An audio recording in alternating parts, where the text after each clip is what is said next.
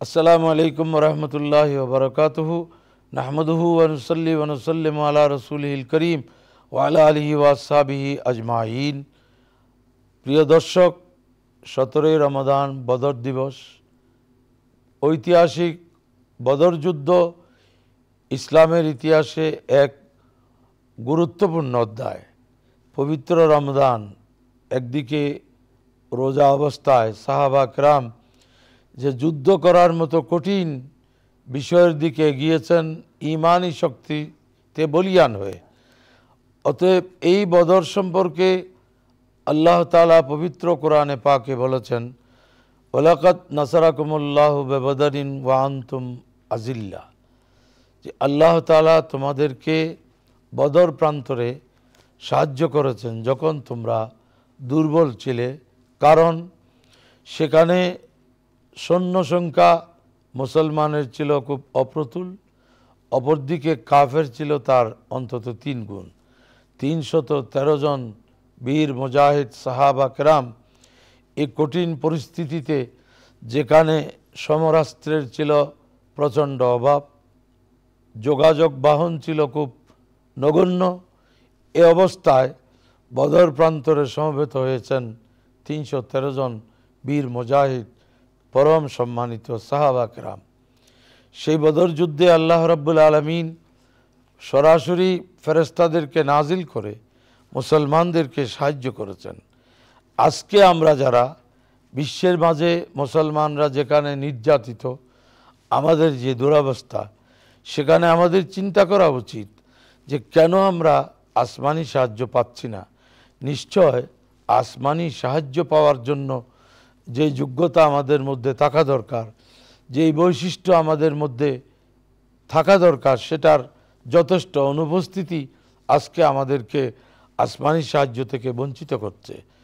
এবং সেই বদর যুদ্ধে আমাদের প্রিয় নবী সাল্লাল্লাহু আলাইহি ওয়াসাল্লাম বড় আকুতির সাথে মহান আল্লাহর কাছে ফরিয়াদ করেছেন, বলেছেন, আয় আল্লাহ, এই ছোট্ট জামাতটি যদি ধ্বংস হয়ে যায় তো জমিনে তোমার ইবাদত হবে না। এবং সাহাবা কেরামের মনোবল বৃদ্ধির জন্য তিনি আগের দিনেই মাঠে গিয়ে বলেছেন, আগামীকাল এখানে অমুক কাফের মারা যাবে, আগামীকাল এখানে অমুক কাফের মারা যাবে, সেটা বলেছেন।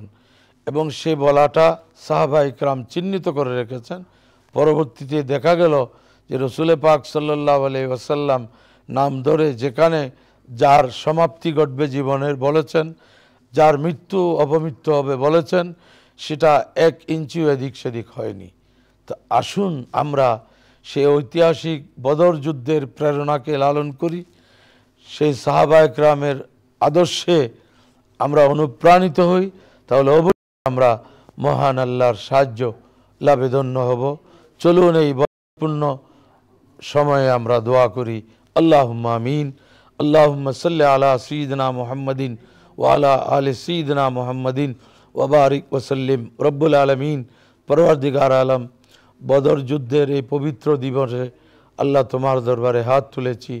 আল্লাহ, উলামায়ে কেরাম এই ব্যাপারে মতামত পেশ করেছেন যে বদরি সাহাবা কেরাম আল্লাহর দরবারে এত গ্রহণযোগ্যতা লাভ করেছেন, দোয়া কবুল হওয়ার জন্য বদরি সাহাবা ইকরামের নামগুলো বড় মজবুত ওসিলা।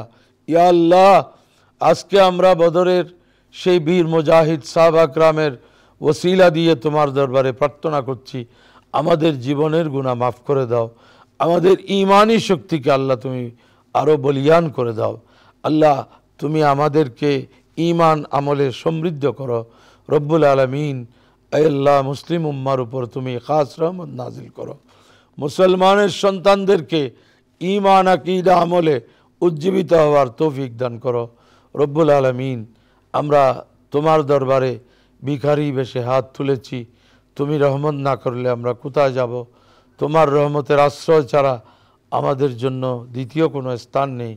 ইয়া আল্লাহ, আমাদেরকে তুমি গ্রহণ করো, আমাদেরকে কবুল করো।